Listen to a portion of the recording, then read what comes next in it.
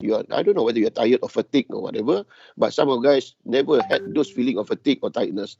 When they reach home, there's a lot of other things to do because some of them are married with children. They have to take the kids out. When you finish work at 7 o'clock in the morning, then imagine you go to take your kids out to school or whatever, and they run errands to go to the shops and that.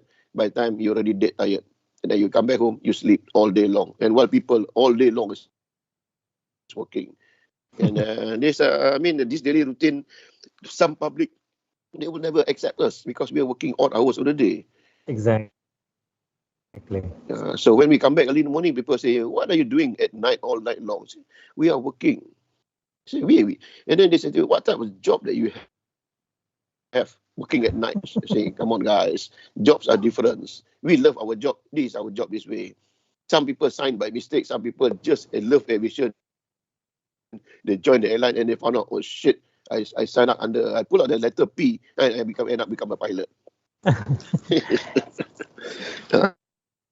Right, thank you very much. Not much of it. There's not much of it. At least life goes on again and again. Exactly. Like that. Right. Yeah. That's all I can say. Yes. Thank you, Captain. So I remember back then when, again, I believe Madam Linda also experienced this during public holidays when we're pulling out our bag, people asking, hey, people don't work on public holiday, where are you going? Well, that's the job. That's our job, being a flight attendant, being a pilot, whether being a pilot or being a cabin crew, right? That's the task given. We have signed up for that, so we have to do. All right, what about Safwan? Let's share. Okay, daily routine as a cabin crew. Yeah, okay. Almost similar like the pilots, but the additional that, like for me personally, the daily routine would be once getting ready for work. Before I get ready for work, I have to open up my safety manual. I have to browse through again on the safety procedures and know what aircraft type. Holy Bible. Yes, but now we don't have any Holy Bibles. Now the Holy iPad. Yeah, because now everything is all soft copies, right? I mean, you remember Daniel, those days it just takes up half of your bag already. It's heavy. Exactly. quarter of the size is the manual, and then another quarter of the size is my paperwork. That's right. Okay, continue, Safwan. Yeah, so I mean, preparation, I have to go through to the safety manual again. Read up on my safety. And so on the first aid, because we are first aiders as well. And prepared for work mentally and physically, and then off to work. Because remember, because the safety routine that we do, because if we don't read up, because our supervisors will question us. Once you're on board the aircraft, the captain will actually question you. But nowadays, not many will do that. I think during the good old days, most captains will like call you in front and ask you one safety question, and then if you can't answer it, that's it. It's going to be a miserable. There goes your life. Yeah, so once we arrive at the office, we have to report for duty, like Captain was saying, we sign in and so on. And then for cabin crew, we have our briefing with our supervisors. And a couple of years ago, they already practiced it where the pilots and the captain will come into our briefing room and brief us with regards to the flight. And then once briefing is done for about 15-20 minutes, and off we go. We walk to the aircraft, clear immigration if you're going for international flights. And once you arrive at the aircraft, first thing first, you have to put your bags, store your bags. Those days, we have to change from our jacket and tie to our bow tie and batik jacket.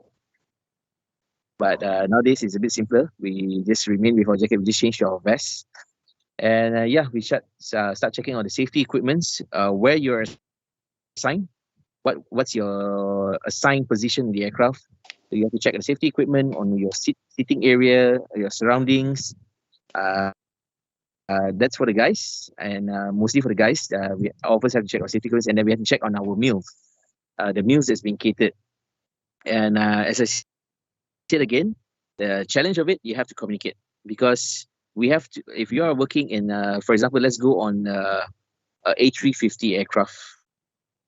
or 777 aircraft those days. If you're right at the back, you have to report to the coordinator. The coordinator of economy is in zone C. So we're in zone D. So you have to report to your supervisor in your respective zone, and the supervisor has to report to the other supervisor, who is the head of the coordinator for economy, and so on. And the coordinator, have to report to the purser. So yeah, we have to check on. There's a lot of things. It's just not about safety. It's about the equipments on board that we carry. Yeah, and then we start our service after that. The routines that you see that's going on. Services, it changes. The routine service changes. Every few years, there's something new that they have come up with. The new experience for customers. Yeah, and then the rest, I think, is almost like what Captain Farid said. Once we touch down at the station, we hop on the bus, we arrive at the hotel. Well, it doesn't stop there, actually. We have to adapt to the time difference, especially if you're off to Europe. That's another challenge. Sorry, Adani, I just put in a bit of the challenge question that you had earlier on with our daily routine, because I think it's together, actually. Yeah, so once we are off duty, we get back home. It's as Captain is saying, it's odd hours. When we do overnight flights, at times we get very sleepy. So people ask, don't you guys actually rest? I said, yeah, we do rest, but how do you guys keep fresh all the time? People say, well, we out from the aircraft, you guys look fresh. You always smiling. You look well outside. Yes, you're cheerful. You can't show to people that you're tired. But once you get back home, out from uniform, you have your shower. That's it. Crawling to the bed. Yeah, so that's a daily routine as a cabin crew. Right. Okay. Thank you very much, Safwan. Indeed, being a cabin crew actually it's a tough job. Daily routine. Of course, being a new cabin crew, it takes you some times for you to be familiar with your work. But after a long, as you go flying along, you get familiar with it, then everything will come in your head already. You know what to do next and next and next and next. I remember, just like someone said, being a cabin crew requires you immediate thinking, immediate action. So there's no time for you more than 2 seconds to think, what am I going to do next? What am I going to do next? It's all in your mind already, being a cabin crew. All right. But of course, experience will take you that. Okay. As you fly along. Okay. All right. So then the next one. In which aspect does the cabin crew work as a team? Okay, let's talk. Let's start with Safwan this time. In which aspect, being a cabin crew, work as a team with the pilots? Okay, we work as a team as a pilot. The one and one only thing that's very important: safety. Safety. So that's where we work hand in hand, because the aircraft is like our home. So on a safety aspect, that's where we work hand in hand. On the situation that's going on about the aircraft, that's where we work hand in hand. Communication on any emergencies, or because the pilots wouldn't know what's actually going on at the back of the aircraft. So that's when we work hand in hand. We have to inform. We have to give all the information to the pilots what's going on, so they could take a quick action, what to do next. Whether to land the aircraft immediately at the nearest airport, or seek other alternative what to do. I see. What about you, Cap? Where do you see the cabin crew and the pilots, really work hand in hand together as a team? In your point of view, Captain. Your microphone is mute, Cap. Okay, guys. Yeah, it's unmute now. Guys, the most correct answers, like Mr. Safwan said, safety aspect. But besides safety, it's like I said just now, when we sign up for the work, for the duty, we are already as a team. So we need to know what's going to expect. We're going to expect what's soon in front of us. That's where the pre-flight briefing normally that we do with the cabin crew, we just inform them, guys, after takeoff, expect some turbulence after 1 hour in flight. then the turbulence might be like this and so.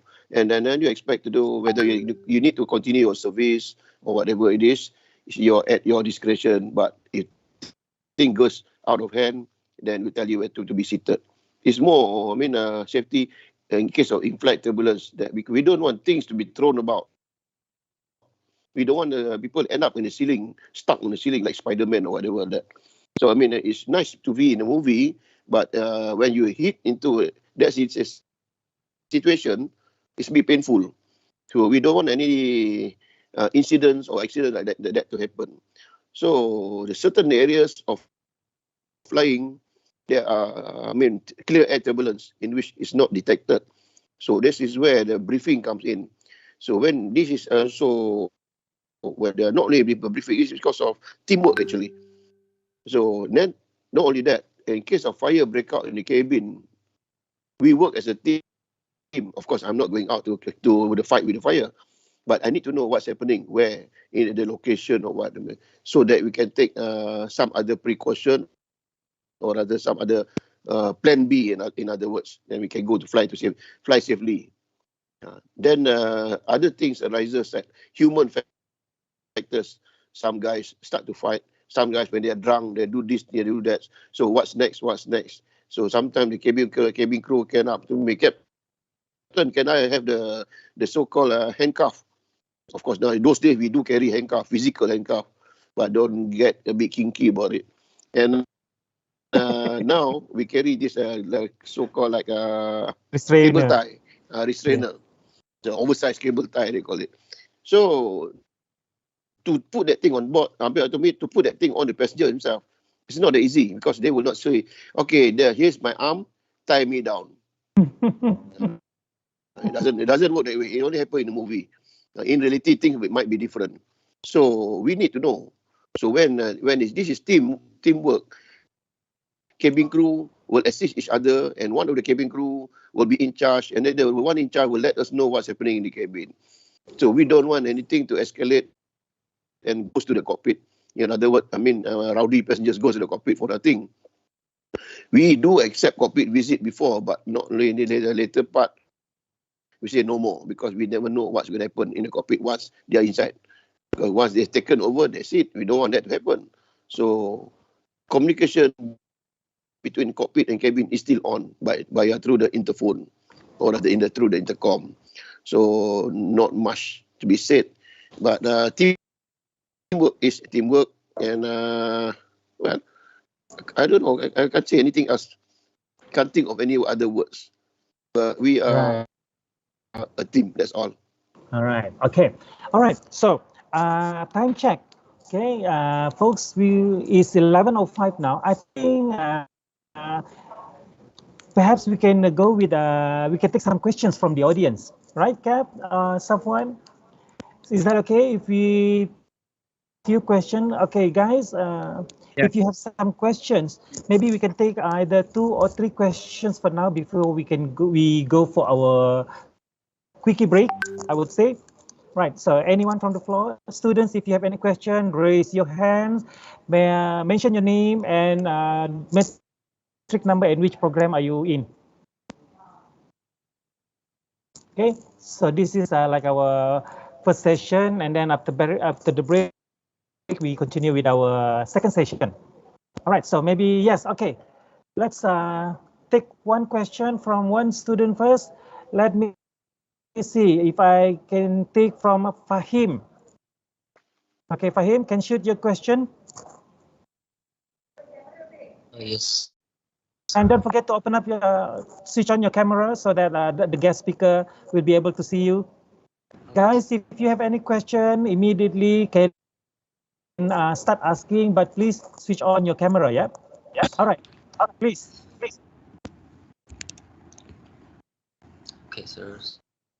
So, Assalamu alaikum, and I'm Fahim, holding the metric code number DFORM 1911873. So, I'm currently taking diploma in flight operation management, and my question will be about piloting. So, my dream is to become a pilot, but concerning my financial background, I feel that it might affect my future, like the process of going to become a pilot. So is there any advice or a different way, alternate way, which can make me a pilot, but in like maybe cheaper cost, if there's an alternate way, or which is adequate?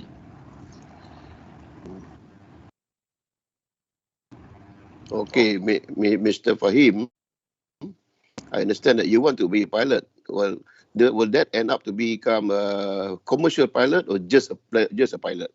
A commercial pilot. Okay, a commercial pilot, you need to go for the proper flying school, get your license, everything, and then you end up upgrading after joining the airline. Or if you can get the airline to sponsor you for the cadet training in the flying school.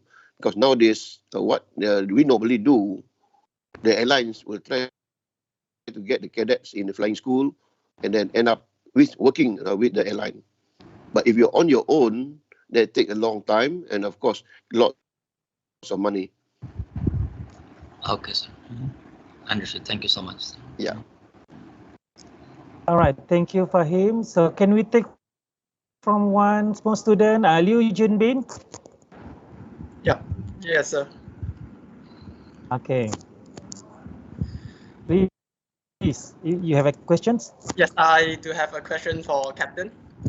So it's about safety awareness. I wonder if a good pilot, if doing a landing, and let's say you're flying a 737 with quite a lightweight, and the runway is probably 12,000 feet long, and if you have already exceeded the touchdown zone, which means there's no touchdown zone remaining, but you are doing a flare that is way too long and you're floating, the captain think that if he or she is a good pilot, should he or she go around, or should he or she continue the landing since the aircraft is lightweight and the runway remaining is quite long? But the main point here is that the touchdown zone is already over, is already ended.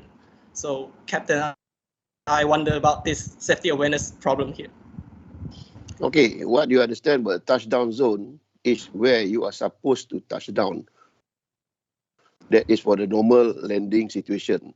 Yeah. What if you have an extra long runway, right? So this, in terms of safety, you can still touch down as long as you can stop on the runway. But again, nowadays, safety aspect, in terms of safety aspect, you have to touch down within the touchdown zone. That's what the book say. If you are not able to make it, well, there's a magic button, we call it, the go around button. Hit the button and off you go, do a go down. And people will ask you, you have a long runway, why don't you land? So the question is, or rather the answer is, I will do it there for a safety aspect. Why not? I go around, come back for another approach and land properly, and then of course, and be safe, rather than trying to land and floating around like you said. And when you float, due to crosswind effect, your aircraft might be moved aside due to crosswind. So you might not land on the runway. You might land at the edge of the runway, somewhere in the middle part of the runway, halfway through. So when that thing happens, people ask you, why didn't you go around? So the best is, if you cannot land because of lightweight and you'll be floating, hit the go around button and up you go again. That's the best thing to do. Nothing to be ashamed of doing the go around, because by the end of the day, you are safe. Understood. Yeah? Thank you, Captain. Thank you. All right, thank you. Can we perhaps take one more questions before we go for first break session? All right, Marsha Azman.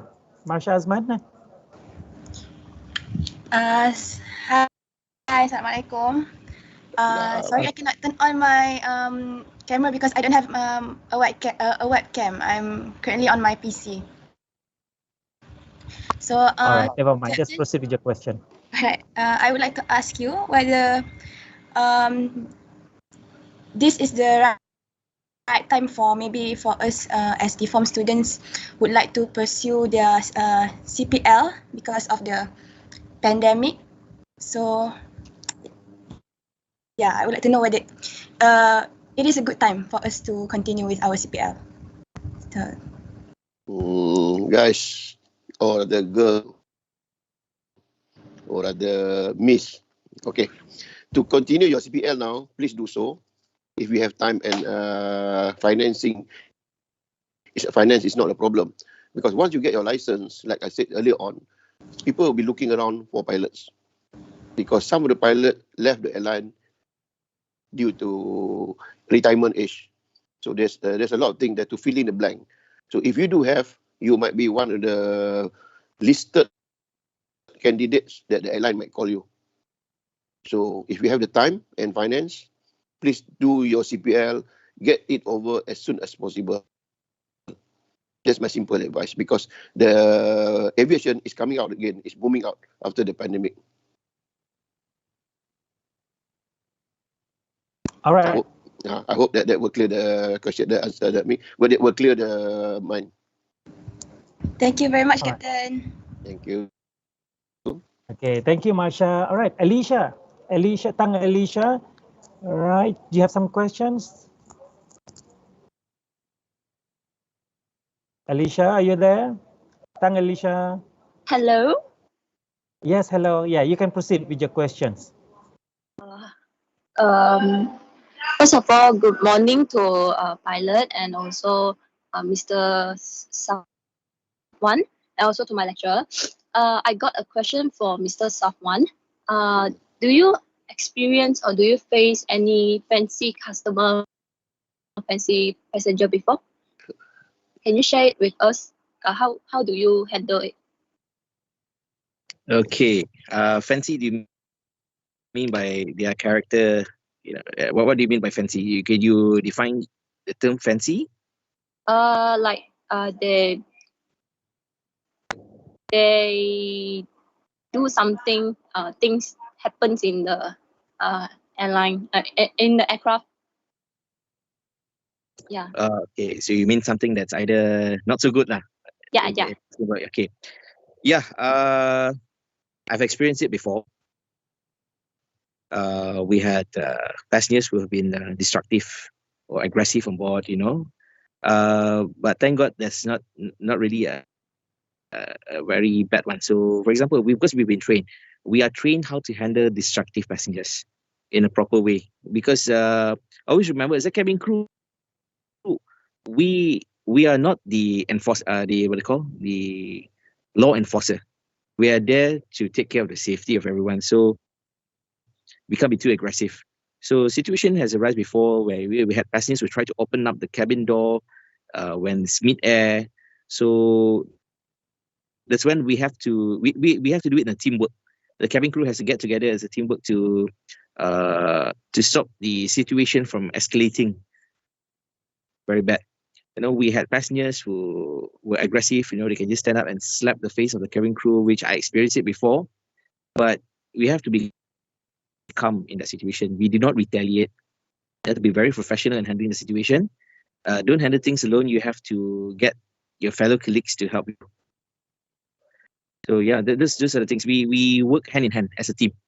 Don't take things to your hand by your own actions. We have to follow the training that we've been through to handle those situations. All right. I hope that answered your questions. Yeah, it helps. Thank you. You're most welcome.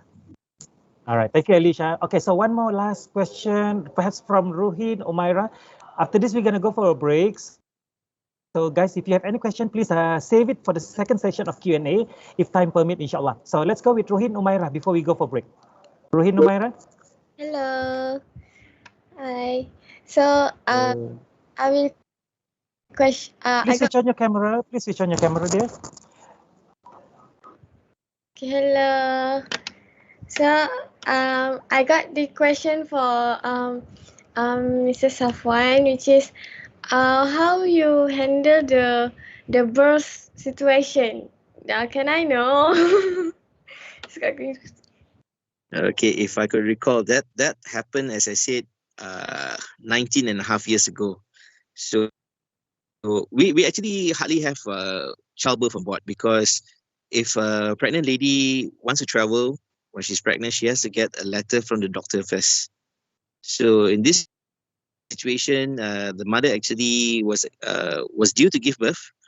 So one of my colleagues ran to the back of the galley and said, Safwan, there is something that I need you to assist on, because the best is she did not want to mention blood, but they were saying there was blood at the floor of the seat. So I went there because I was actually, I wasn't a supervisor, but my duty is a galley steward. So that's when I'm in charge of economy, because this happened on the 737. So I went and I saw, the first thing I had to do, I have to report to my supervisor, who is my leading. That was the position held by Mr. Daniel before. So yeah, leading is in charge of the 737. So I have to report to my leading, and the leading had to report to the captain on the situation. Okay, now, why we had to have the delivery on board the aircraft and not landing was because we could see the baby's head coming out, actually. So we had to page for medical personnel, and alhamdulillah, on that day, we had a nurse who was going back home. And she was the one, because we as a cabin crew, we can't deliver the baby just that. We are there to assist. If there is a medical personnel, we are to assist them, because we are not certified to deliver the baby. We are there to assist. So yeah, we were holding the aircraft up in the air for about, I think, 45 minutes or so, if I could recall. And yeah, alhamdulillah, the baby was safely delivered. But another challenge we had was when during landing. That was another challenge, because we had to move some passengers, because the nurse had to be there with the mother, because we didn't really have much of fuel during that time. So we didn't have time to cut the umbilical cord of the baby. So after landing, immediately captain has already notified ground that they already had the medical assistance on ground ready, the ambulance and so on. And yeah, so alhamdulillah, we landed safely, and the baby was brought to the nearest hospital. And one thing nice was that I might just share that I met the baby again when he was, I think, about 2-3 years old. I didn't recognize the mother. She recognized me, and she said, "Hi, Safwan." I said, "Hi." I said, "Do you remember me?" I said, I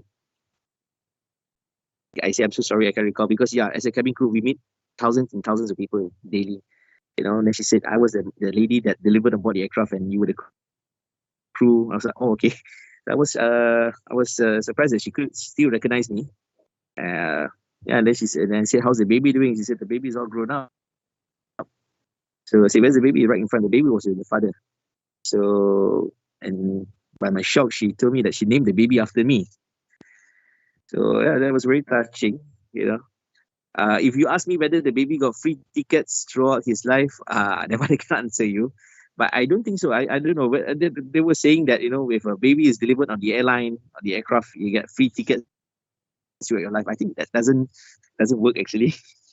Maybe there was another gift. Maybe I wouldn't know. But yeah, alhamdulillah. That was the one and only experience I had. I think a couple of years ago, we had a baby delivered on a 747. I don't know whether Daniel can recall. I think that was during one of the chartered flights that we had. Yeah. So, but for me, I think hopefully that's the first and last. It is not easy. It is, I'm a father of two, so I was there when my two kids were delivered in the hospital. I tell you, it's totally different up in the air. Up in the air, the challenge is totally different. Yeah. So that's the thing. That's the experience and how we handle. You have to be calm. Some of you might have fear of blood. So these are the things that you have to overcome. If you want to be a cabin crew, there's a lot of things that you have to overcome. Not immediately, but as years goes by, there's certain of your fears that you have to, overcome it. Yep. That's all. I hope that answers your question. Thank you. Thank you.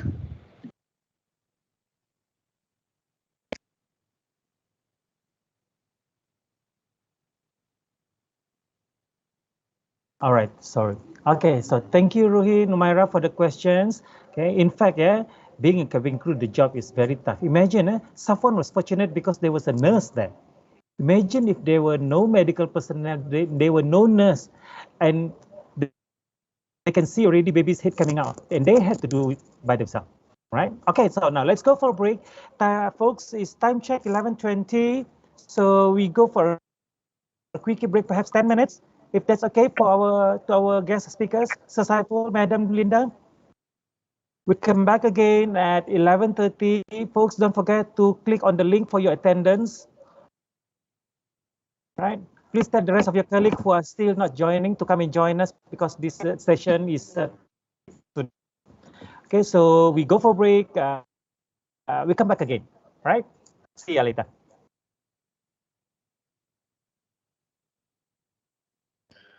Okay, what a wonderful session given by Safwan to students. Okay, so I just want to remind you all again. So make sure you check your attendance, fill out the link as according to your specific courses.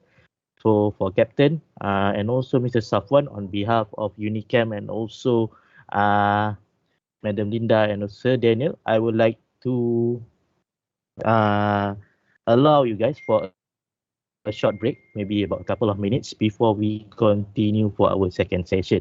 Thank you.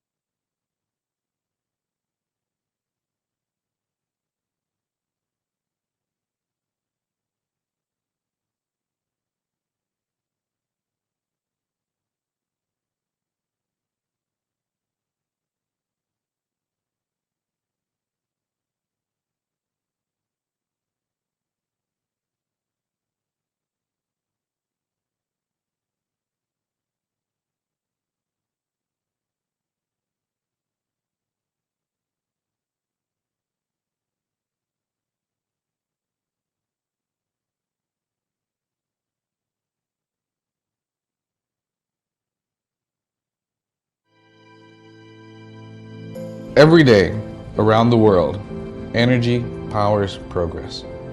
Looking back can help us look forward. On the far northeast coast,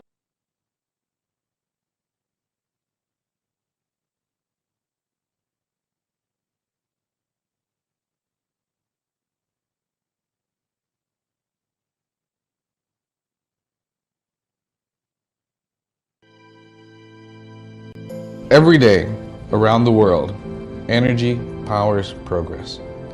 Looking back can help us look forward.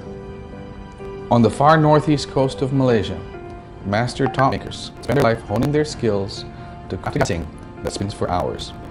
The wise know that practice, timing, and teamwork will deliver success, measured here in precision, balance, and endurance. As it is in business, when technology and agility are driven by strategic vision, potential becomes reality.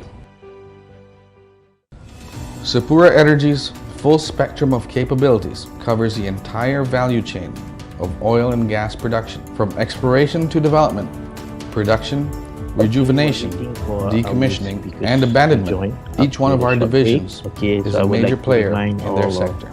Students, independently or working together, we deliver solutions from beginning to end. Your costs, right? So today, we are a Malaysian company offering solutions and services to the oil and gas industry across the globe. So first link, complementing our fabrication yard capability deform and also FTTO. I mean, well, the second one is for ability, DCAR our and accomplished project FGM. teams have So access make sure to you our fleet have of clicked state-of-the-art into the link vessels. and fill up The flagships your of our fleet, the attendance Sapura accordingly. 1200 and Sapura 3500, provide the best in offshore So we are construction. going to continue These to the second vessels session have the as, versatility scheduled to operate at in shallow 11:30. and deep water, So and the guys, ability to dynamically position, perform maybe external precise heavy viewers, lift and pipe lay work. student, whoever Sapura Energy's inside pipe lay this support section. vessels So you feature can draft your questions or maybe collect a lot of questions on the second session. You can have it to be asked, or maybe you can even seek for any answer from our speaker.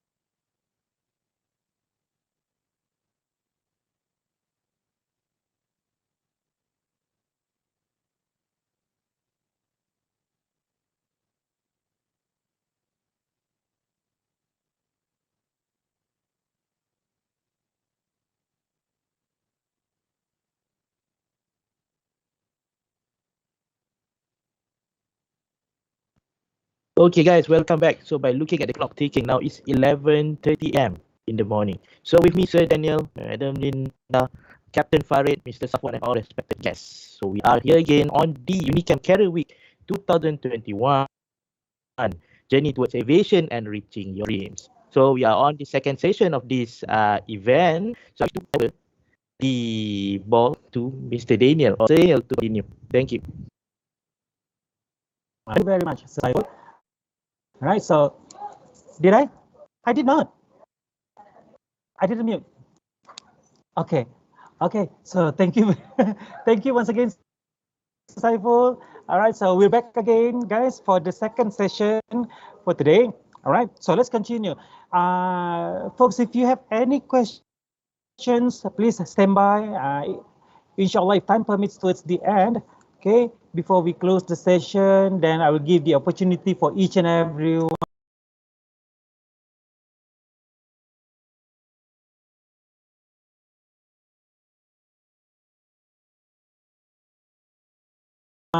of you to ask question either to Captain Farid or Mr. Safwan, but please switch on your camera, tell us who you are, which program are you in, okay?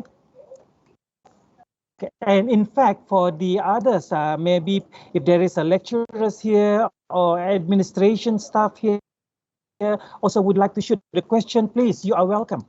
Okay, not only students, but lecturers or people from the outside. If you can see us, I wonder how you're going to do ask the question in YouTube, but do ask questions, all right? Okay, so let's start with the second session, Captain and Safwan. Now, we have talked about your routine being a pilot. We have talked about the routine being a cabin crew, the challenges, what are the criteria. Let's talk about your life outside the uniform, especially now, I believe, during the pandemic, what you call flight has been reduced, cut off, or the some has been canceled. So let's see from Safwan first. Before we ask Captain, let's start with Safwan. So Safwan, what is your life? Okay, outside of the uniform, being a cabin crew. I mean, outside of your job. Okay, outside from my job scope, since the pandemic itself, I've been doing a food business actually with my wife. So we are doing a home cook based business. It's been about 1.5 years already, and also we have we sell what you call the self-raising ice cream or ice bars we call it by Pops Maya. So yeah, and then taking care of my kids together with the family. But I think out of this life during this pandemic, out of my uniform, I think the good thing is that I get to spend more time with the family. Yeah, as for me, because as I mentioned earlier, I do voiceovers and emceeing besides flying. But due to this pandemic, there are not much of events that's going on, or it's allowed for us to be an MC. Well, now the new technology is that they are doing this green screen emceeing, but unfortunately, I didn't have the chance yet. Hopefully soon. Yeah. So basically, that's my life. Nothing much during this pandemic. You asked me. Yes, I do miss the flying time. You know, you get to see places. You know, get to, yeah, this sort of thing. Basically, I'm more at home now. Okay, all right. So, since you said you are doing a food business as well, I believe you do delivery for lunch, is it? Yes, we do. Yes, we do. We do delivery as well. All right. So, perhaps maybe we can talk business after this. Inshallah. You can deliver to us in Unicam. Yes. Inshallah. Deliver. Okay. Okay. What about you, Captain? Yes. Besides that, you know, with this pandemic that's going on, I also like to share that and remind to myself and everyone to always keep yourself healthy. You know, it doesn't mean during this pandemic that you can't do anything, any sports activity, but please do keep yourself healthy. You know, that's what I've been doing besides staying at home. You know, it's all about exercising as well. Keep yourself fit, keep yourself healthy. Exactly. Right. Keep ourselves safe, stay safe, and stay healthy. What about you, Captain? Be life outside of your uniform, outside of the uniform. I mean, we can say now during the pandemic, or perhaps before the pandemic. Before the pandemic, life outside uniform is just like a normal life other people do. The only difference that we sleep in the day, we work at night. But when you are during your off days, not uniform, when you really need the sleep in the day, because your body timetable is all upside down, so you have to reset your body to the normal time. In other words, sleep at night, work in the day.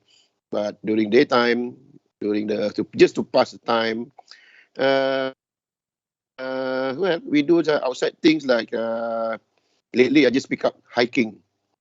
Or rather, I just not pick up hiking. It was being, in other words, being pushed by my wife. Let's go hiking instead of sleeping. I said to her, okay, let's go hiking. Well, she hiked up 2 rounds. I finished only 1 round. Or rather, she overtook me somewhere halfway through. Well, that's for the start. But most of the time that I did before, just to pass the time, is I enjoy the sports flying, the sports aviation, in which you might see on this slide now. That was me on the paramotor, the first top left picture, in hot air balloon fiesta in Philippines. That was captured by my wife when she was on board another balloon without me knowing it. So she was guiding me, turning left, turning right, and then that's it, pop, I'm on the screen. And the bottom one with my late father, I took him up for flying in Melaka, KP4B, Melaka Batu Rendam Airport. So I took out on a microlight, took him around for about 15 to 20 minutes and came back. And to my surprise, he enjoyed it. And the center picture that was after the event that we landed when we did a cross-country flight from Satun, south of Thailand, and then cross over to Langkawi. We landed at Langkawi, and then Tun Mahathir was there. And of course, this is the time when you can take picture, both of you together, not with so many other people. On the right side, that is my ID when I was doing with the hot air balloon. It was dated 2013. Wow, that's years ago, can't remember. So I have to use my picture because they say as a display pilot. So I have to display myself as a pilot. So I put on my pilot uniform in the flight deck and put it as an ID picture. So that's part of my time. And aside of that, aside of sports flying, I do riding, bike, in which I don't have the pictures here. And I did ride my bikes up to the northern tip of Thailand and back. And sometimes people might say I'm crazy, but might be true too. I did a drive up to Bangkok in 23 hours direct, just to see my friend and get things done and then come back. For a short break, and then I drive back. So nobody will do it like that, but for the sake of fun or whatever, you enjoy it, the adventure, is what we do. And now during the pandemic, nothing much to be said, nothing much to be done, but you are stuck at home. And then when it's open, normally I go outdoor camping and then doing some 4x4 or other off-road, and just for the fun with the families and friends. It's not that serious for off-road, but it's just for the fun. Some river crossing, and then of course we camp by the river, and then for 2 or 3 nights, and then of course we come back. Then we start again next week, so on with ongoing things. So that equipment, I don't know whether I have the pictures on the slide. I can't remember whether I put my outdoor gears there, but most of it is aviation. And then on this slide is where you can see once the video started, that's how you fly a paramotor. You can see whether the sound will be on, then run forward, catch the wind, the gliders goes upstairs, and then keep on running. That's where the word say take off, run. Then you get them on, landing gear up. Then that's it. And then after that, you just hit the button, ting tong, coffee please. That's what we did. This is part of the hot air balloon in Putrajaya. So we took off and then we continue with the formation flight. I don't know whether you have in the next slide. The formation flight is just around the Putrajaya Lake itself. This has been going on for a few years in a row. After that, well, we got other things to do, so I have to skip this program. And then nothing much except all this. I just enjoy flying in Chooi. There's a lot of micro light flying too, and then not much picture of that. And then I can see this picture now. Okay, the bottom left side, that is the first aeroplane I flew as a first officer, or rather the co-pilot, during my those days. And that was when I was 19 years old, if I can remember. So imagine that aeroplane doesn't exist now in Malaysia. In other parts of the world, maybe. And the top left, that's the 737-800 series. If you can see the difference there, we have the winglet, the 800 series. It's a bit longer than the 400 or rather than the 200. There were a lot of differences. So if you see in the flight deck, it would be like a mini 777, the cockpit. And on the right side, there's a Firefly. Well, at the moment, we stay on hold until we get clearance from the CAM that we can fly properly out of the blue sky and then go onward to our destination. Of course, the tail doesn't blink just like the Firefly, in the real Firefly. So we try to put the logo with flashing light just like the real Firefly, but it doesn't work this way. It costs more money. So leave it that way. But it's a nice picture anyway. If you guys want to keep it, you keep it. And nothing much. That's all. All right, thank you very much, Captain. Okay, for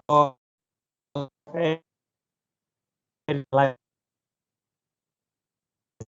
bit of a life outside of the uniform, being a former cabin crew myself. Yeah, so mainly when we fly for days. Yeah, to international, especially when we go to international flight, we'll be away for a few days, and we come back, spend only 1 or 2 days at home base, and then we start flying again. So that 1 or 2 days that we stay at home base is the time where we get to do the laundry at home, where we get the opportunity to go to the mall during the weekdays where there are not many people, okay, compared to during the weekend. So that is one of the advantage being a cabin crew. You get to go to the mall during the weekdays where there is not less much people. sale around. Exactly. Well, sale, not so much on the sale, Captain, because we get the opportunity to experience the sale abroad. All right. That's Okay. true. Okay. So the next one. Now, this is rather like what call this a serious, not serious, more like important part. Okay, the ethic. Okay, the ethic being a cabin crew, and also the ethic to being a pilot. So, Captain, would you like to start? Tell us what does it take, or what are the ethics to be the pilot? I think about it. Carry yourself properly. You are the image of the company. You are the image of the country. Because once you get airborne, landed in other people's country, you are the ambassador of our country. So behave. And in other words, What happens in Vegas stays in Vegas. Yes. Oops, must you mention that? Discipline, number one. Discipline counts. Then friends are still friends. So respect each and every one of us, because some of us come from a different background. So we live in a multiracial. So we have to understand each other background very well. So that's the best way. So make friends, not enemies. So how to make friends? There's so many ways. The choice is yours. That's what I believe in. I don't know what Mr. Safwan might think of. Might be different. So that's what I think. Right. Just carry yourself properly. Thank you very much. So carry yourself. Okay. Remember, we are the image of the company and the country. What about you, Safwan? So what does it take? What are the ethics to be the cabin crew? Okay.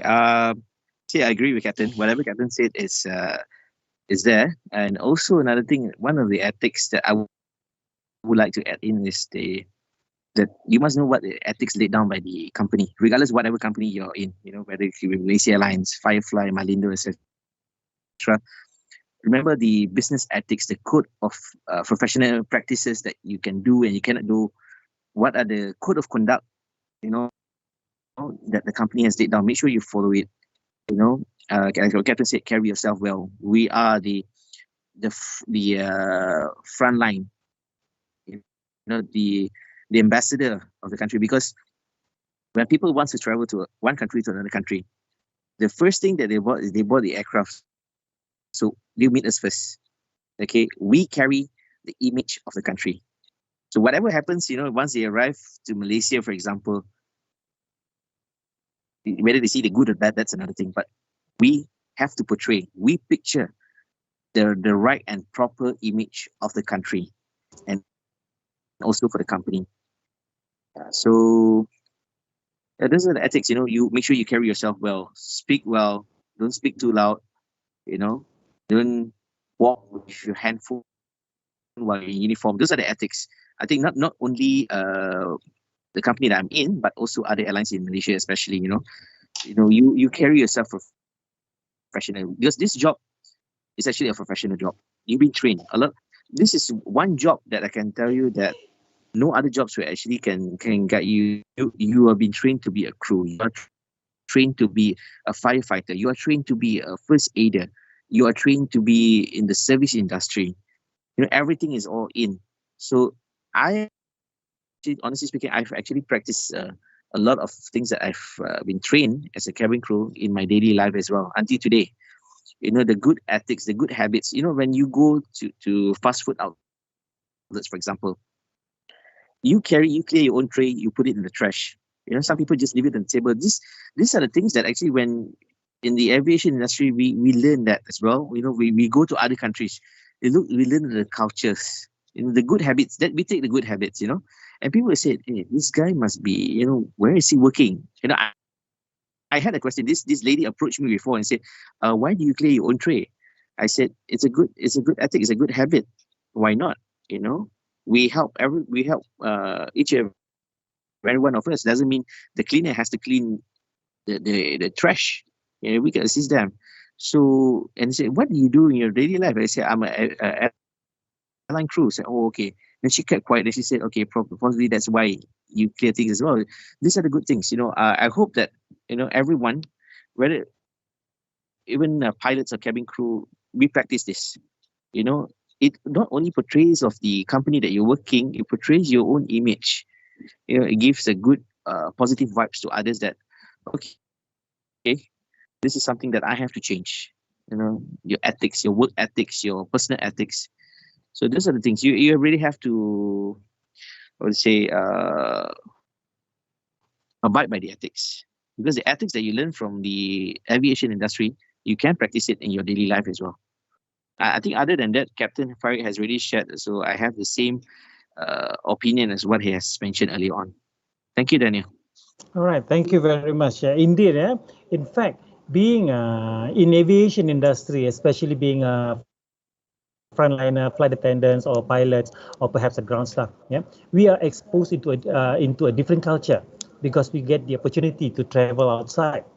Okay, so we can practice, like Safwan says, we pick up the good habits, clear up our own trays, perhaps, or maybe a queue.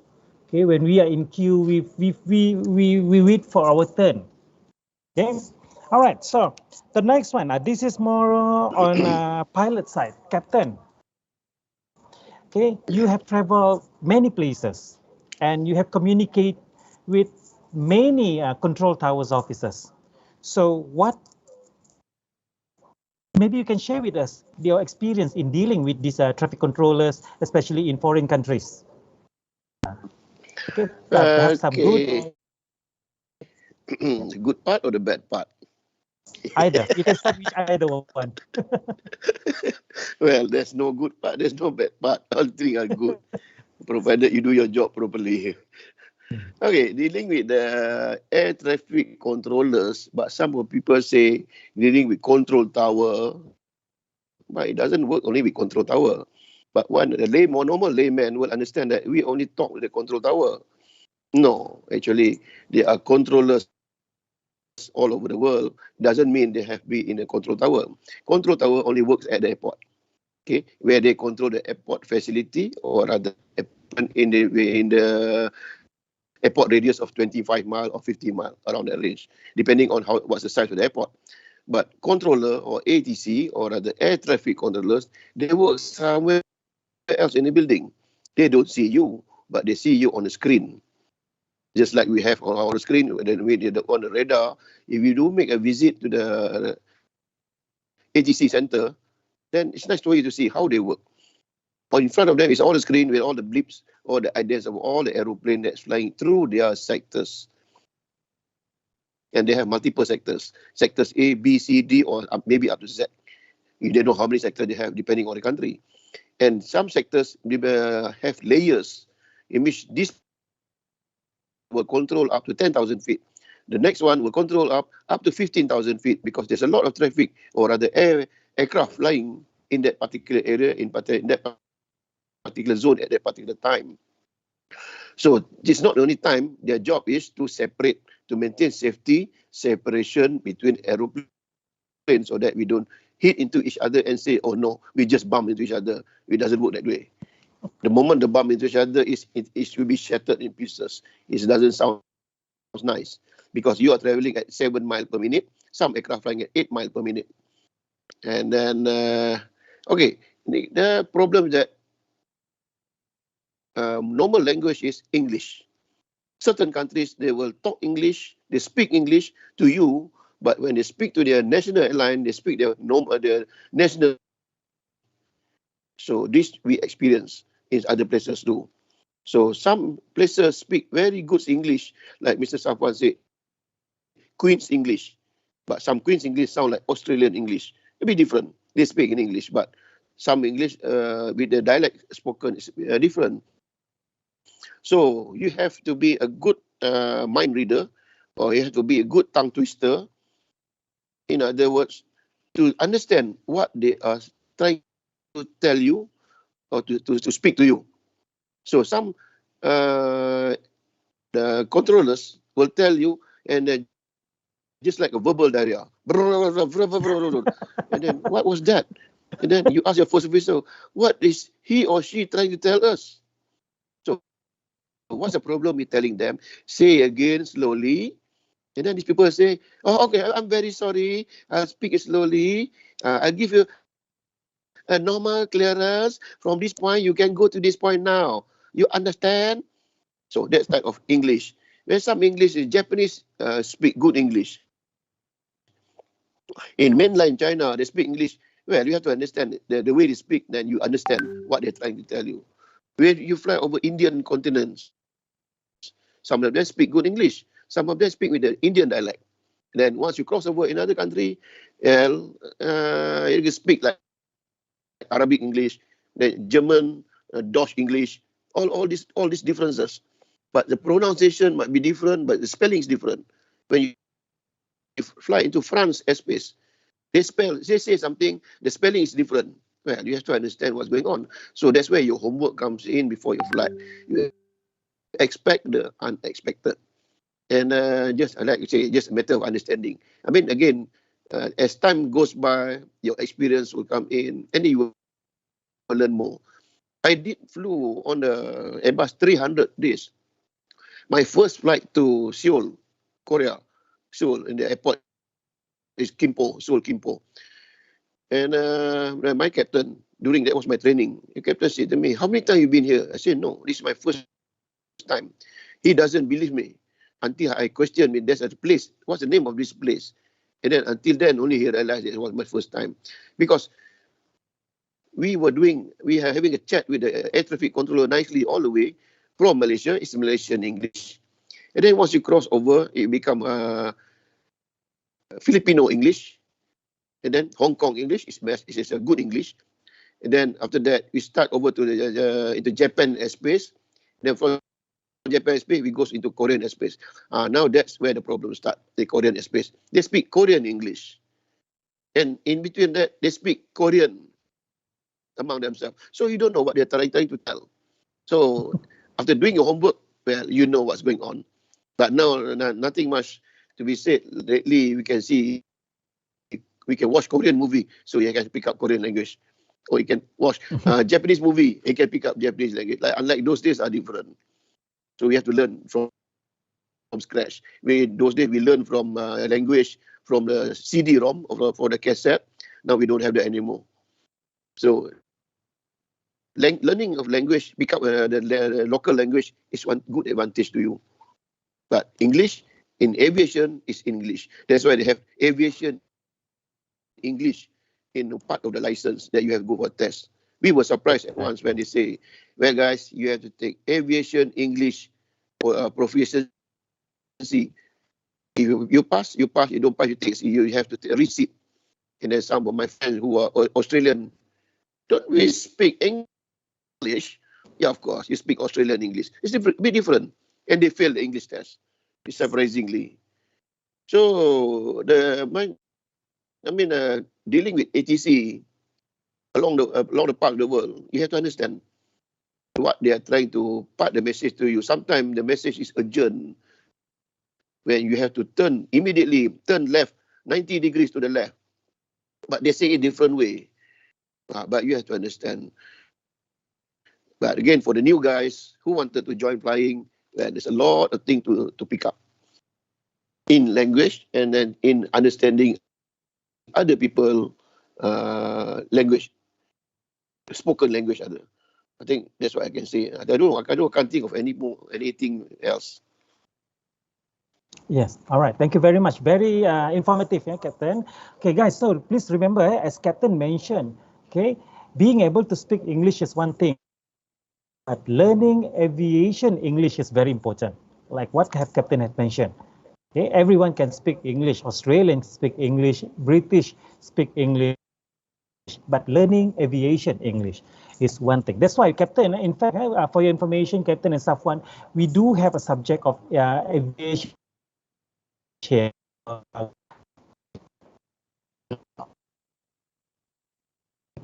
encourage, compulsory for all students take the aviation English. Right? It's just a matter of their semester only.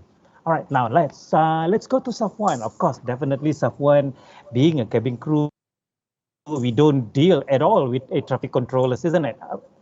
Especially directly. So let's see the perspective. The point of view, your opinion of dealing with foreign customers, I would say, or perhaps foreign dealing with another foreign colleagues, ground staff. Remember last time we had a Virgin Atlantic crew, right? Yes, And we had yes. Japanese crew, we have Thai crew, in fact, Bollywood, Bombay crew, Indonesia. So what is your comment? What is your opinion about dealing with either dealing with customers, passengers, or dealing with other crew members, other colleagues from a different country? Okay, from my point of view, having colleagues or dealing with customers from different countries, background, ethnics and so on. Well, for me personally, I learn. I try to learn their way because, for example, if you speak to a China mainland customer, okay, it is their way. Sometimes we felt the way they speak to you, it's rough, but that's their way. That's their culture. I think with the air traffic controller, so would be the same. The way that their intonation is different, so we cannot get offended very fast. Maybe that's their culture. And how you look, how the Japanese, I would say they are one of the well mannered customers. No doubt, there's one or two. Maybe you might have not so good ones, but majority of the Japanese customers, they are very, very well mannered. Their airport staff and so on. So the challenge, and like what Captain was saying, when you deal with people who speaks English, different countries have different accent, different dialect of speaking in English. So that we have to learn as a crew, learn to listen and to understand. You just don't cut whatever they're trying to say. If you're not so sure of what they're saying, just tell them you repeat again, please. As I said, and back to choice of words. Your choice of words as a cabin crew is very, very important. We don't be rude to them. Don't ever be rude with them. Even though they can be very on, but let's not be like them.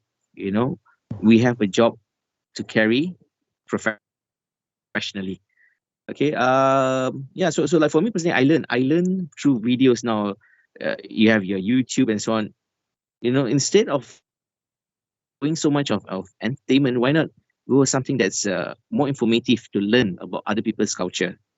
Even the movies like what Captain is saying with a Korean movie or Japanese movie you're watching, learn the good things. You try to pick up from that. I had an experience when I had a Scottish passenger on board.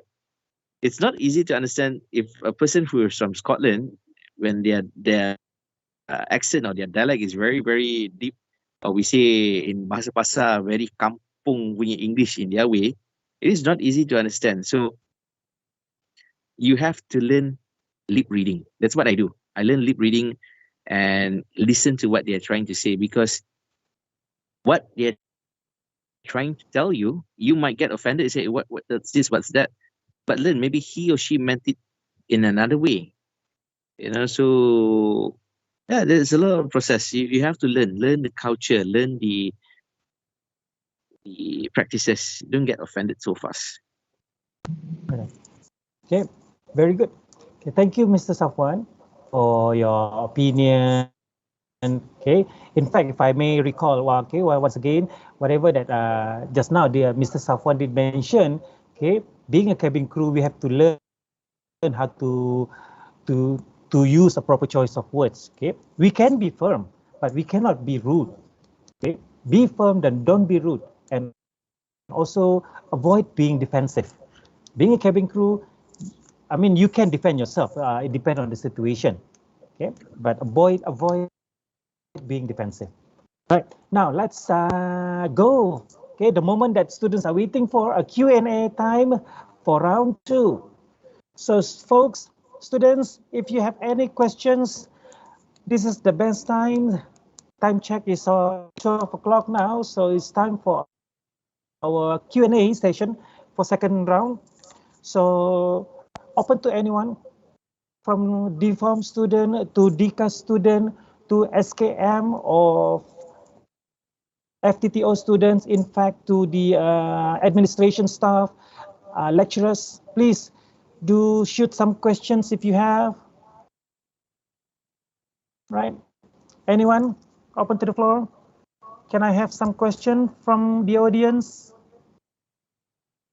Okay, let's start with Balkis. Okay, let's go with Balkis first. Okay, Balkis. Hi. Actually, my name is Balkis, and currently I'm taking diploma in aviation management. I'm not even in DFOM, but actually I have a question to Captain Farid, which is, do you think is it worth it for me to continue my bachelor, which is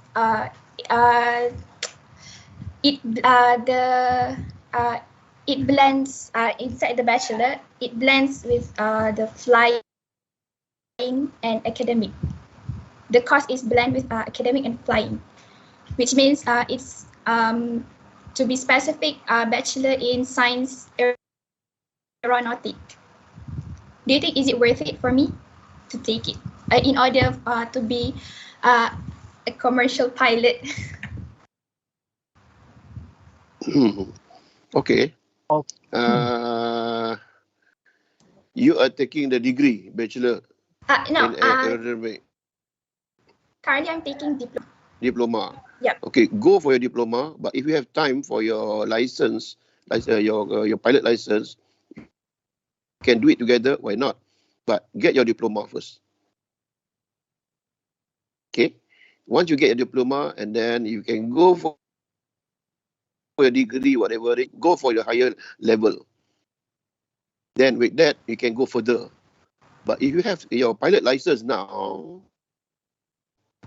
and suddenly they want to, there's some other airline that will need you, we need not only pilot license, you must have a degree in so subject, right? But in which you don't have, so you might be left behind.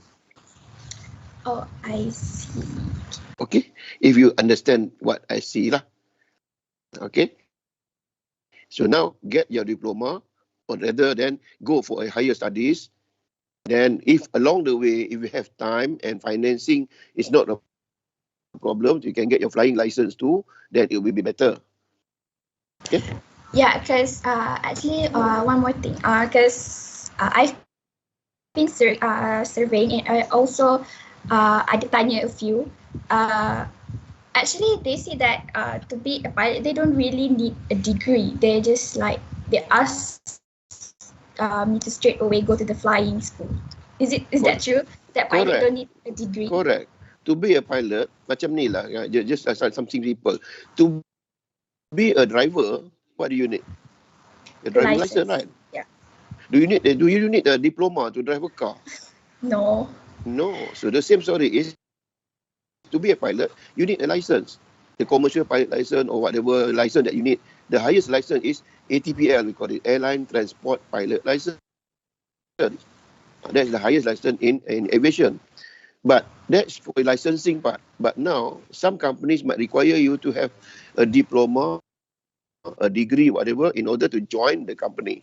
So if you don't have that, but you have a license, and then your flying hours is very low, in which you just started fresh from school, whatever, and if you get, I got only 200 hours of flying, and then I don't have any degree diploma. And then the management will say, if you have 200 hours with a degree or diploma, we will take you in. See, which to get the degree or diploma need some times, because the degree, the diploma doesn't need 1 month study, maybe 1 year, or what you call it as 2 or 3 semesters. Okay. Like those days, we don't have time for diploma and degree because they need pilot that badly. So that's why they need us like us. We like me. I don't have any diploma. I only have up to Form 5. So now any company want to take me in, they don't look at the diploma, but they look at your experience, in which it is considered valid. So experience counts too. But now at the early stage, it's your diploma or degree. Okay, thank you, Captain Farid. Okay, thank you. Thank you, Balkis. So can we have next? Who would like to go? Najib, Muhammad Arif? Yes, sir. Okay. Please shoot your questions. Hi and good morning to Captain and Mr. Safwan. Okay. Afternoon already, yeah. Afternoon, sorry. So I have 3 questions, and first question is for Captain. Did the airlines or your rank give you privilege in life? And my second question is for both of you, which is Captain and Mr. Safwan. How far did this Unicam student in aviation? I mean, can you give a rank as example or differentiate between Unicam student and someone who in flying school? And my third question, what the requirement for us to pass the cadet pilot, to get the cadet pilot lah from the airlines? That's all. All right. So Cap, Safwan, yeah, he has 3 questions at a time. Let's see. Bagi Safwan jawab dulu. Pasal 3 soalan tu banyak mesti for Captain. Pening pula. Yeah. Okay. I think maybe we can start with Captain with the third question. I think that one Captain can answer. Good question. Okay. First question tadi apa dia? What was the first question like? How much do you get privilege from the airlines or your rank from the as a captain? Privilege in life. Okay, the privilege. There's a lot of privilege depending on your position in the company. But the position of a pilot, there are 2 different privilege. First officer is different.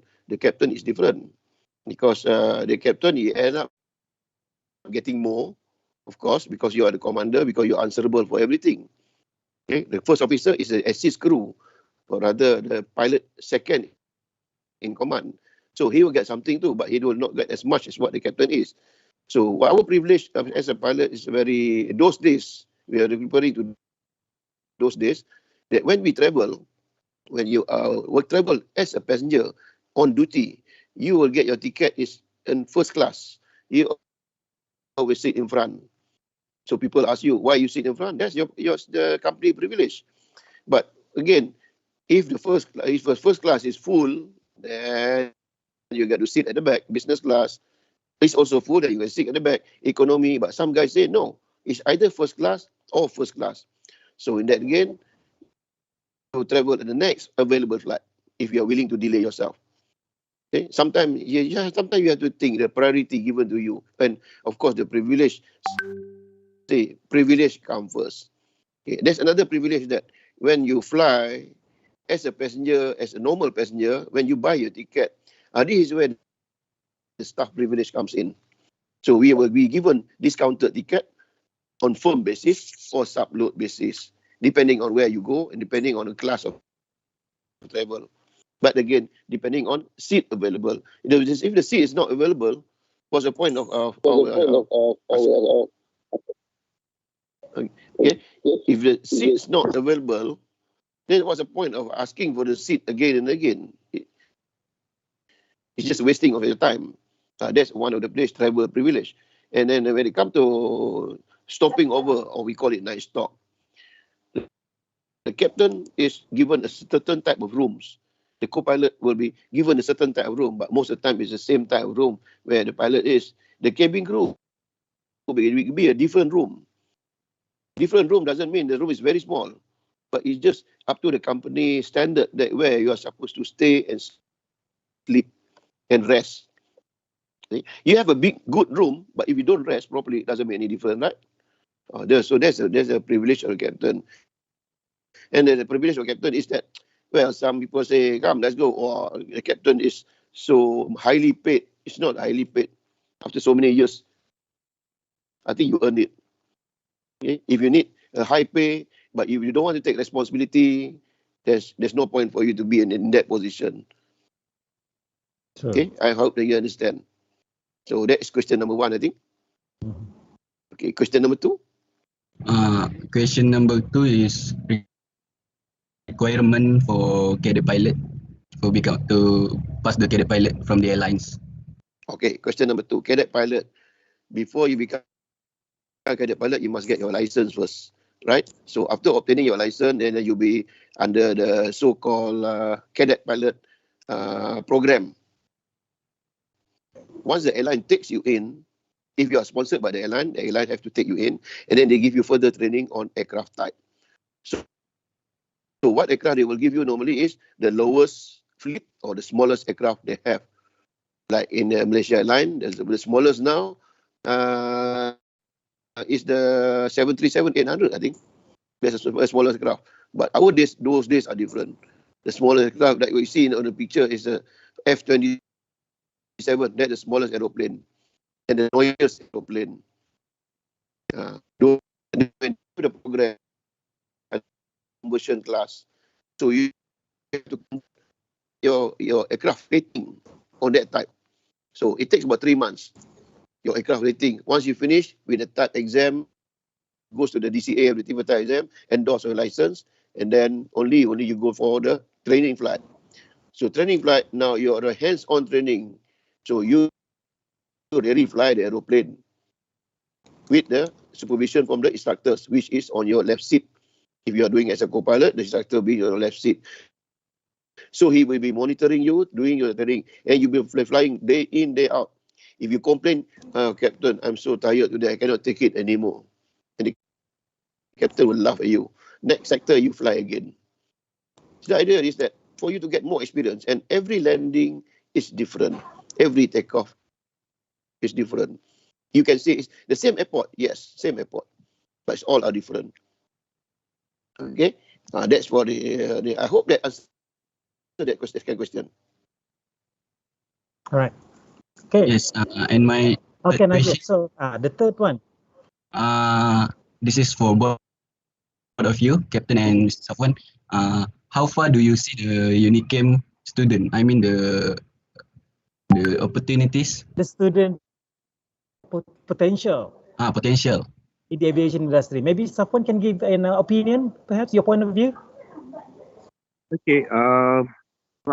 Well, where you're from, you're from Unicam or anywhere.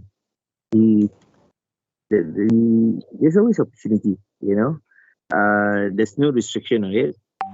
Just follow your dreams, okay, and the rest will just flow by itself.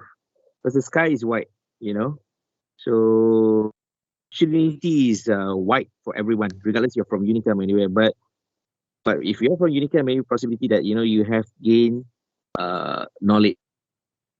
Okay, but let me share with you when you learn, it's only maybe 20-30%, but the rest comes from experience. When you get hands-on, whether you're a pilot or a cabin crew, once you gain the experience, that will bring you very far.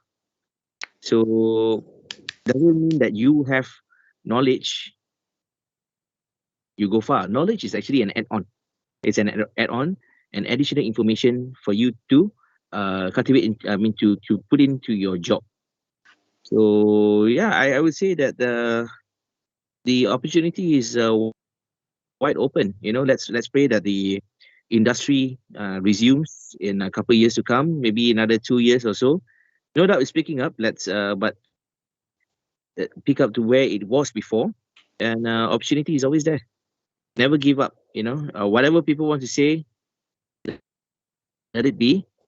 Just follow your dreams. Inshallah, you go far. Right. Thank you. Thank you. Thank you very much. Okay, Safwan. Okay, now let's take another one from Vasanta Kumar. Vasanta Kumar, are you there? Yes, sir. Vasan, are you there? Okay, you can shoot your questions. Yeah, I'm sorry, sir. I couldn't open my camera because I'm now at my workplace. Can I continue? Yes, please. Yeah, so first of all, good afternoon, my lecturer and board of aviator, my captain, and our cabin crew. And my question is, which is such as one of the sensitive question. I'm pretty sure some of students really need answer for my question. Which is the height requirement? Is it the measurement of some aviator does really care on pilot and cabin crew? Does we need really? I mean the height requirement. Does under 62 seems like that is so reserved to acceptable in cabin crew or even pilot? Vasan, are you talking about height or eyes? Height. I mean the height, the measurement. The height. Okay, the height requirement. Okay, being a cabin crew, height. Right. Safwan. Perhaps Safwan can answer this. Okay, for cabin crew, now it's it's different from every airline to another airline. For Malaysia Airlines, if I could recall now, for the girls now you have to be a minimum of 5'4", 5'5". That's a minimum. They have actually lowered down the height. Those days was a bit higher. If you go back to Mr. Daniel's time when he was flying, there was a bit higher. For the guys, a minimum of 5 feet, 5'6" or so. That would be the requirement. Now that's for us. Certain airlines, they don't really go on height. They go on your arm level, where you how high you can reach. So different airline has different policy. So to be on the safe side, as long for the guys, if you're at about 5'6", I think you're safe to say that you meet the requirement on the height. I hope that's answered your question. And Alright, yeah. right, thank you, Mr. Safwan and Vasan. Now, just to add in on that, being a cabin crew, the reason why you are required to have certain height, okay, because it is like Mr. Safwan says, for you to reach the compartment, to close the compartment, and to grab the safety equipment that is located inside the overhead compartment. This is one of the reasons why certain height are required for you to be able to reach the compartment. Okay. Yes. What about being a pilot, captain? Is there any certain height requirement? I used to remember it is 5'4" those days, but now I seem to see there are quite a number of crew shorter than 5'4". But again, maybe the arm length required, like what you said, because when you are seated, you are supposed to reach a switch or button without leaving your seat. That's one of the main reasons. So what's the point of unbuckle your seatbelt and you just to move forward to get this thing done and get this switch on, and then you sit back, and during that event, the aircraft hit a turbulence, and then end up on the dashboard. It looks weird when the pilot is sitting on the dashboard. So that's where like Mr. Safwan said, that arm length is also important. But some guys have a short body but long arms and long legs. That's very nice too. We have one in the airlines, yes. But with a short body, even you sit, even though you have long legs, now your head is a bit low. You cannot see above the dashboard, which is not right. So, but we cannot get a perfect crew anyway. Exactly. All right, Vasan. So, hope that answered the question. For being a pilot, for as long as you can reach the button without having to standing up or move from your seat, it's good to go.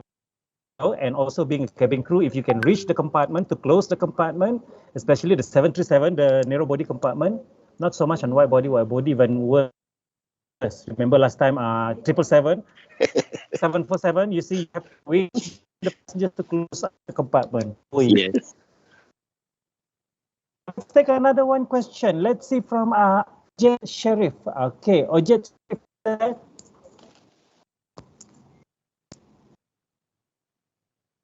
I want to ask Captain Farid. Please switch on your camera, please. Introduce yourself. Yes. My name is Omar Sharif bin Muhammad Sharif. I'm a flight instructor in currently in Adventure. Before this, in Royal Selangor Fan Club, and I flew with Captain Farid before. And I want to ask him whether he want to fly formation with me again or not. Captain Farid? Yes. How can I forget that? Kita buat formation flight. Are you still active in Chooi? Yeah.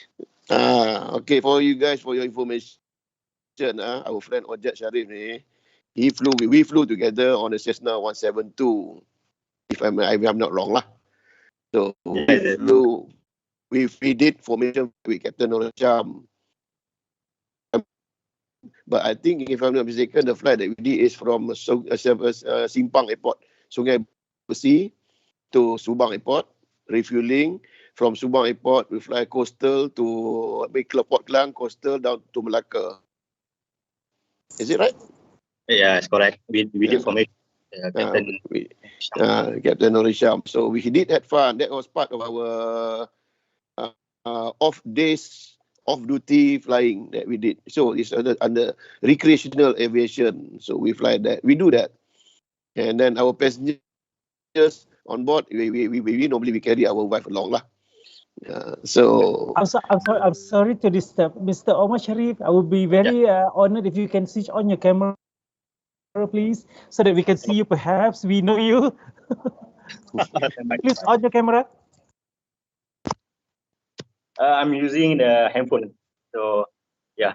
Same. You still look the same. Yeah, you can look Captain. When can we start to fly again and then do some unusual stuff? Information. Was his flight instructor. He was my flight instructor on the Cessna 172. So people say your flying hours is different. Say no, flying hours is your total experience. So he had better experience on a small aeroplane, Cessna 172. So he is my teacher. He is my lecturer. So in other words, he's my sifu on the aeroplane. Yeah. So if you make any mistake, he will get angry with you.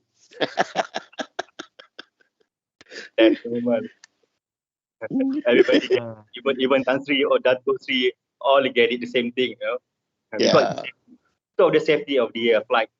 When you fly, it same goes to driving. So and driving and flying, if anything happen, it can cost your life, and you will be remember for the whole time, because it's very rare if you crash.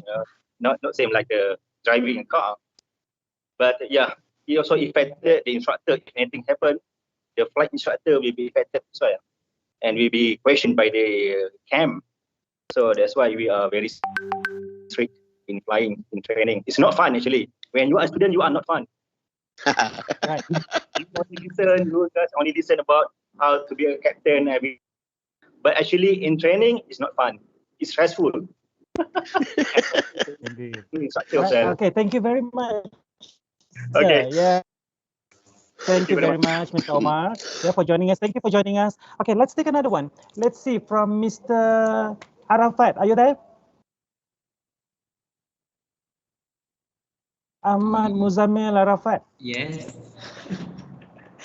You have any question? Yes. Please shoot your camera and ask the question. Introduce as usual.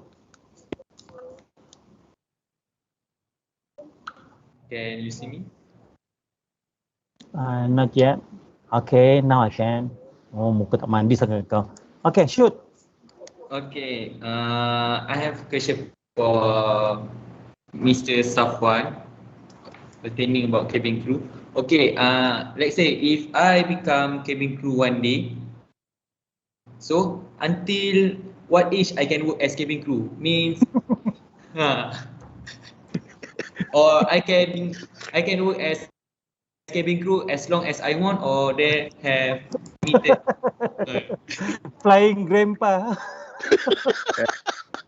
Flying grandpa, grandma too, that one works in, I think, mostly in US. You know, you have a 70, 80-year-old grandmother who is. For in Malaysia in general, the retirement age for a cabin crew, male or female, would be at 60 years old, 60. Yeah, and that has actually increased. Many years ago, the retirement age was at 55 for the guys. And for the ladies, for instance, the supervisors, if I could recall, was back at 45 years old. 45 and non-supervisor is 40. Yes, that's right. Yeah, that was last time. Now they have really streamlined. Everyone's at 60. So Arafat, if you still look good at 60s, why not? Question that when you ask about age is that the you should ask the pilots until how old they can fly. That would be the best question. Yeah. Yeah. Yes, perhaps Captain also you can give me your opinions. What is the age limit for a pilot? Age limit for pilot flying the airline is 60-year-old. Okay, after which, if you want to continue, you might get a contract basis up to 65. After 65, your license for commercial flight, if I'm not mistaken, will not be extended. For private flying, yes, you can fly, keep on your license valid until to your last day. But for commercial pilot, after 60 years old, from 60 to 65, you only fly domestic as a captain. You cannot fly international. I can't recall what's the reason why. Or maybe you can't remember what's going on. People say start to get forgetful, maybe. Right. So, but up to 60 is a mandatory retirement for most airline. That's what I can say. But again, if your license is up to your license, you can still remember what's going on. You're not getting forgetful. Okay, you're on. That's the problem. Start that once you're in flight, you start asking a lot of questions. Where are we going? What are we doing here? And then the first officer will start to get worried. If he fill in the report, that's the end of your career. I hope that answers your question. Right. Arafat, just to add in one more thing, being a cabin crew, the age requirement, okay, although you can fly up to 60, but when you have reached your 50 years old, you have to go for medical checkup. And if your medical checkup fits you to fly, then you will be continuing flying until you retire. Once you retire, you can no longer flying. Contract cabin crew and so on and so forth. Okay? Unless you migrated to America and then join any airlines in America, perhaps they will allow you to join to fly. But as far as in Malaysia, once you reach 50, you have to go for medical checkup. If it fits, you can continue flying. And this medical checkup, if I'm not mistaken, it has to be based on 2 years basis of because yes, right. If you're fit, then you need to go. But as for ladies, same goes to the ladies. Yeah, same goes to stewardesses. but it's always best if you could, if you have your own money. I think that it's best for you to do your yearly medical checkup. That's always the best. I mean, regardless in what industry you might be, it's always a good habit to check yourself every year. All right. So thank you very much, Arafat. Now let's open the question to any of the administration staff, admin staff perhaps. If you have some questions to both of our speakers or lecturers, please. Anyone? Any staff? Oh, they all went for lunch break already. I was told that Dr. Lisa have some question to ask.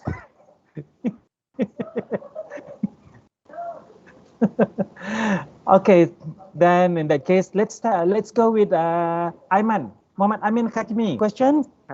Right. Hi, sir. Wait, let me switch on my camera. Okay, can you see me clearly? Opening. Now we can see you. Hi, madam. Hi, sir. Okay. So, lama sangat PKP, sir. All right, sure. Okay. So actually, my question is directing to our captain, sir, right? Our pilot here. But also, if in case of one have an input, you may share. So first of all, I would like to thank both of you for. Right. So my question is, actually not really to the job, but uh, are do you know if I'm sure you're working with Malaysia Airlines and Firefly, right? Are they taking interns during this pandemic era? If you know lah. Intake. Intern. Internship. Intern. Yes. Okay. At the moment, not that I know in Firefly.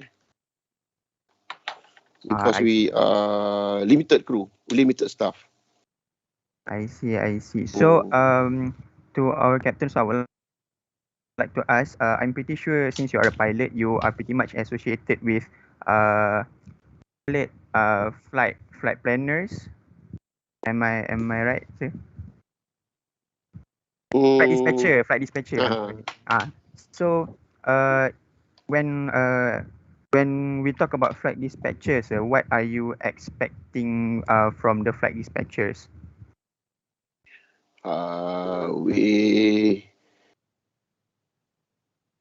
From flight dispatcher, what we need to get is all the documents ready before flight. Okay. So what we need is the preparation from flight dispatcher. Actually, the work of flight dispatcher is assist the pilot in getting the flight planning done.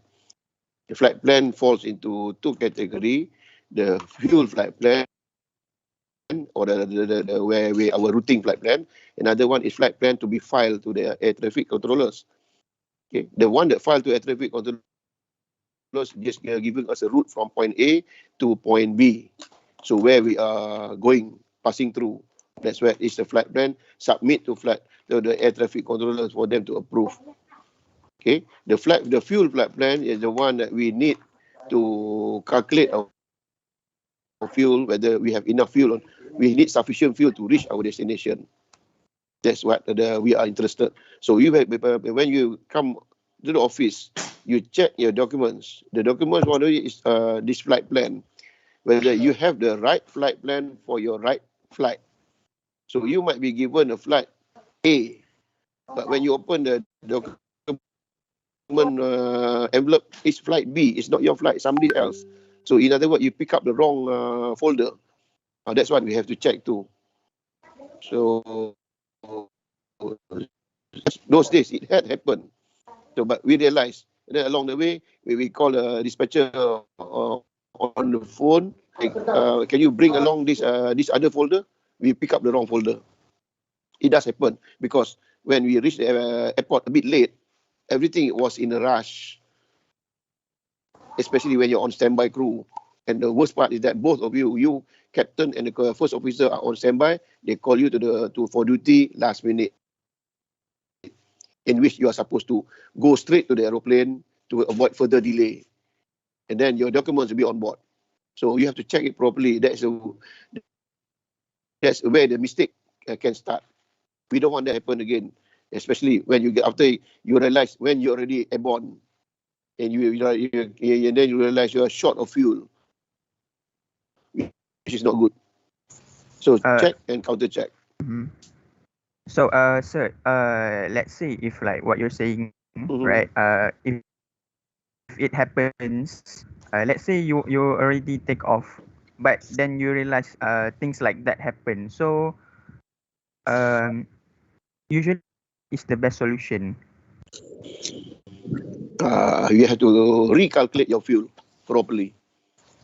If you have your fuel just sufficient to your, but sufficient to your destination, that you might continue. And then you have to submit an incident report form, a lot of things. And of course, as a captain, you're answerable. The question is, why didn't you check? See? That's your job, just to make sure things go smoothly. Right. I see. So thank you, sir. Okay, so thank you guys. So unfortunately, we are unable to take any more question, guys. So we have come to the end of our session, right? Before we end, I would like to say thank you very much to our guest speakers, Mr. Safwan Ibrahim from Malaysia Airlines as a cabin crew, and also Captain Muhammad Farid Rahman, a former MAS captain, and also currently now with Firefly. Okay, and thank you for joining us. Thank you for spending some times, for this forum and the career talk. Okay, I hope guys, for students, with this talk and forums, give you some benefits, some information, and perhaps some knowledge, okay, of being a pilot. What does it take to be a pilot, and also being a cabin crew? Okay, so to Captain Farid and Safwan, once again, thank you very much, right? And perhaps Madam Linda, is there anything would you like to say before we end? Okay, all right. First of all, thank you to the beloved students from all programs joining us for today's session. Dika, from SCDI, FTT, FKMI, thank you so much. And thank you also to our honorable speaker, Captain Farid and Safwan. Perhaps maybe after this, we're going to meet you both, me, Sir Daniel, and maybe Sir Saiful will join us to have a coffee and to pass some tokens for you. Okay, but